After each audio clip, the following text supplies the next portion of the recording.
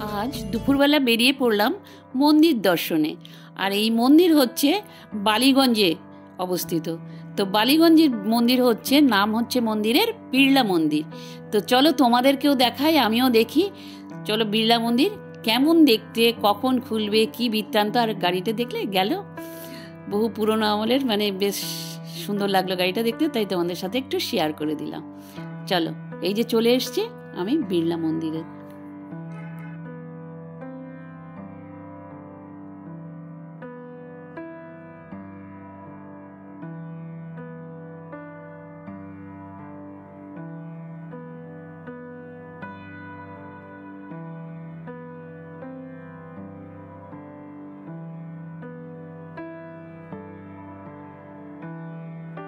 তো আজকের আমি চলে এসেছি কলকাতার একটা খুব মানে চেনা জানা জায়গা, সেটা হচ্ছে বালিগঞ্জ।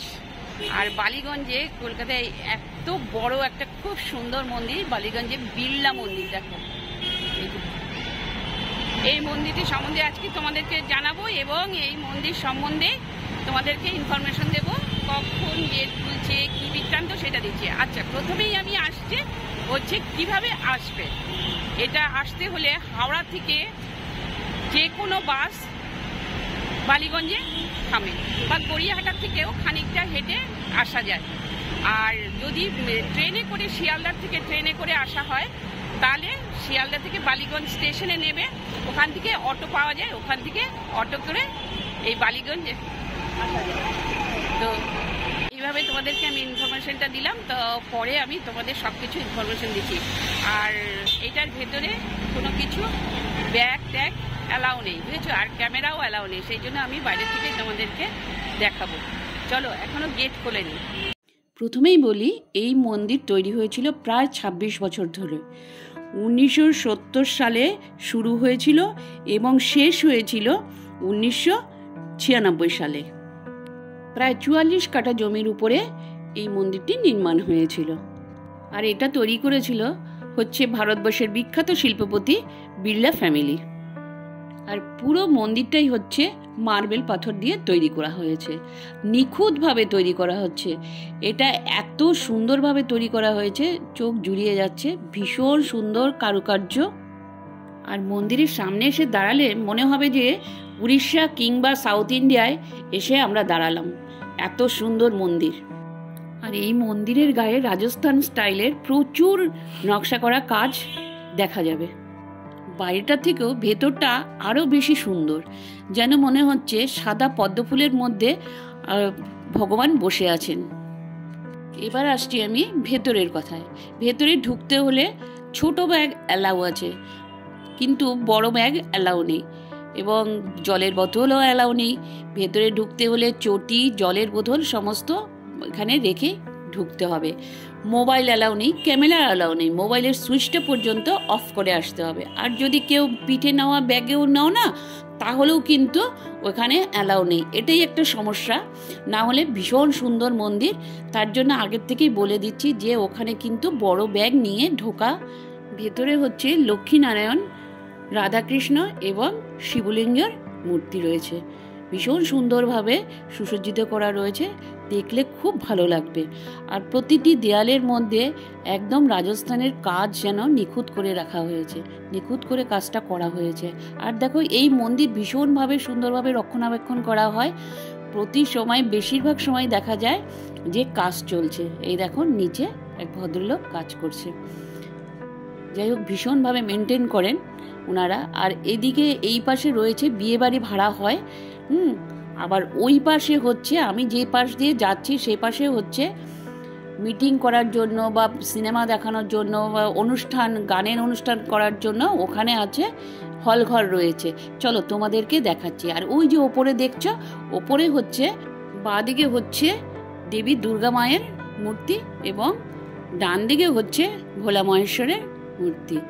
ওনারা ধ্যান করছেন, সেরকমভাবেই তৈরি করা হয়েছে। আর এই পাশে চলে আসলাম। আর এই মন্দিরটা না বহু দূর থেকে দেখা যায়। আর এখান থেকে আমি তোমাদেরকে দেখিয়ে দিচ্ছি, দেখো পুরোটাই দেখা যায়। আর ওই যে কালো রঙের ওই যে গেটটা দেখতে পাচ্ছ নিচে, ওখানেই হয় থিয়েটার, ফাংশন, সমস্ত ওনাদের সাংস্কৃতিক অনুষ্ঠান সব কিছু এই মন্দিরেই হয়, এই পাশটাতে হয়। আর ব্যাক সাইডের ওই পাশে হয় বিয়েবাড়ি। তো এখানে বিয়েবাড়ি আছে আজকের, তার জন্য ফুল টুল দিয়ে সাজাবে বলে একদম রেডি করা হচ্ছে। চলো তোমাদেরকে একটু দেখি।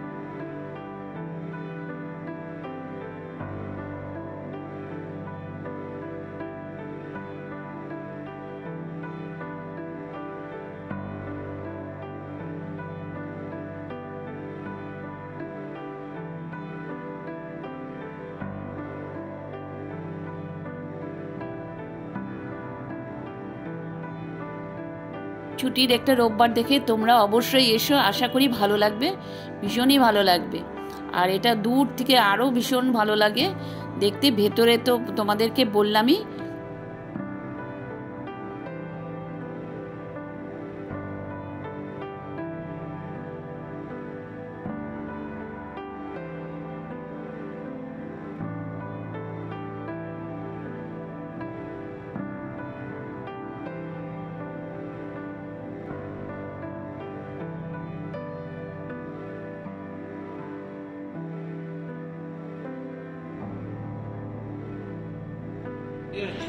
কি হচ্ছে এখন?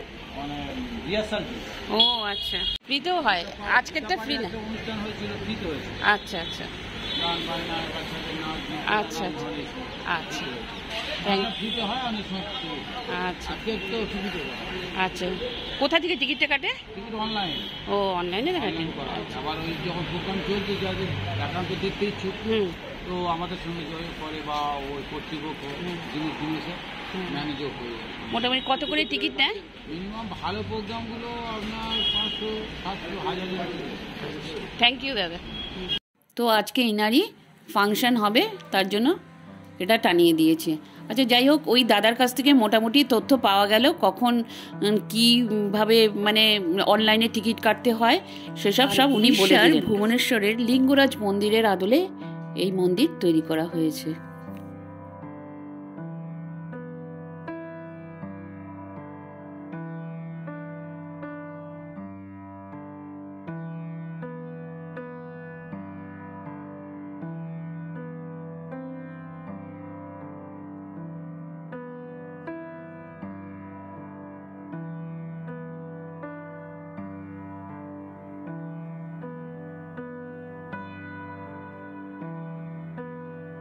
মন্দিরের মূল দ্বার খোলা হয় হচ্ছে ভোর 5:30 থেকে 11টা পর্যন্ত।